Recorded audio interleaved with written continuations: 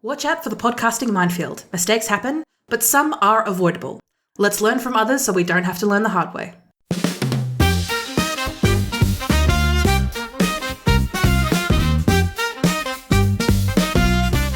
You're listening to the Victorian Podcasters podcast, your bite-sized slice of podcasting know-how.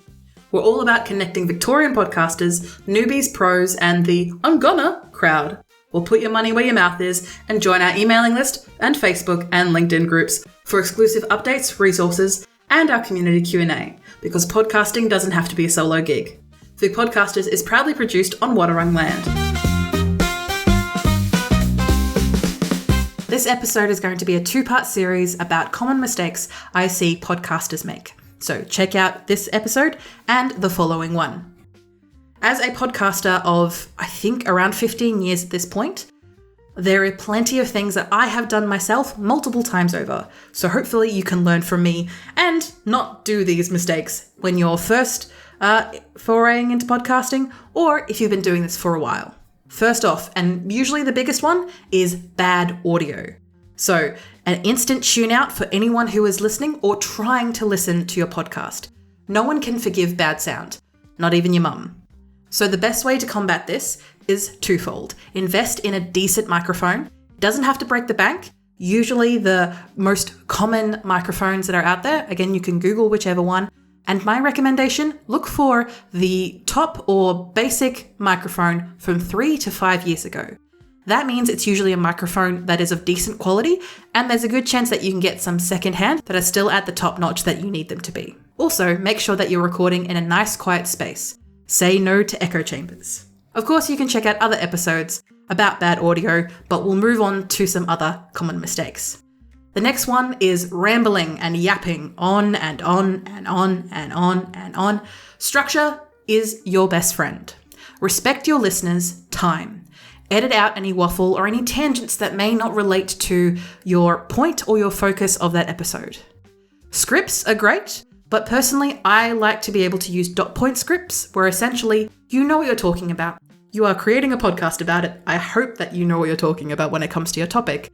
But being able to have simple dot points of not too much words allows you to freestyle while also keeping structure. Helps you not sound like a robot.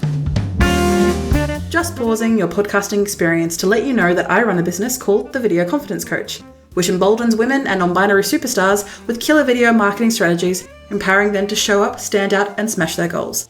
If this sounds like you, reach out to me in the show notes below. The next one is an inconsistent upload schedule. Yes, I understand that life happens and it can be harder to make sure that you're producing and putting podcasts out there at a timely manner. But your listeners, your audience, likes routine. They like predictability in a good way. So do your best to batch record episodes, just like we do here at VIC Podcasters, to avoid any last-minute panic. And if you do disappear, do your best to communicate with your audience so that they know that you haven't completely disappeared off the face of the earth. The next one is ignoring your show notes and titles. There are so many good podcasts that I come across that do not use the power of SEO and the power of the word, the written word especially, for your show notes and your titles. A good title means more clicks, makes it more intriguing, means that you grow your podcast. And show notes helps both robots and SEO and Google, but also helps new listeners find you.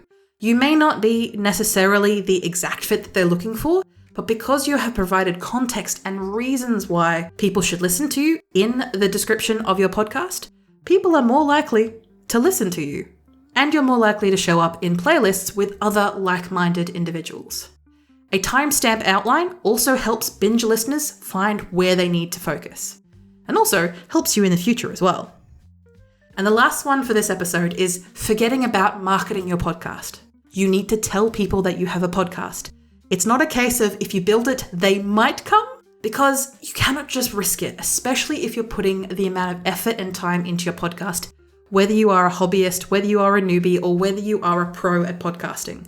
Sharing episodes across social media, in podcast groups like VIC Podcasters, as well as making sure that you collaborate with other people and share with your audience outside of those platforms so people know that you have a podcast to begin with and there is an episode that will key their interest. And as I always say, it's best to rely on email newsletters. So if you don't have an email newsletter for your podcast, highly recommend getting onto Substack, getting onto MailChimp, whatever is easy, whatever is free. You can always email your audience, because even if it's just your dog and your nan for now, they still want to know that your podcast is coming out. Next episode, we're going to touch on more mistakes to avoid. Make sure you share this episode with fellow podcasters to save them from some regret. And hopefully we can talk about this at the VIC Podcasters on Facebook, LinkedIn, and our email newsletters. That's a wrap. Remember, we're here every week to share quick tips, updates, and the occasional bad joke. Feeling inspired? Good. Now hit record, or go to the show notes of this episode for a backstage pass experience of the Victorian podcasting scene. The VIC Podcasters would like to acknowledge and pay our respects to the Wadawurrung people of the Kulin Nation, the traditional custodians on the land on which we work, live, and play. We pay our respects to their elders past and present. We stand with the traditional custodians of these lands in working towards a more equal future. Always was, always will be Aboriginal land. And remember, podcasting doesn't have to be a solo gig.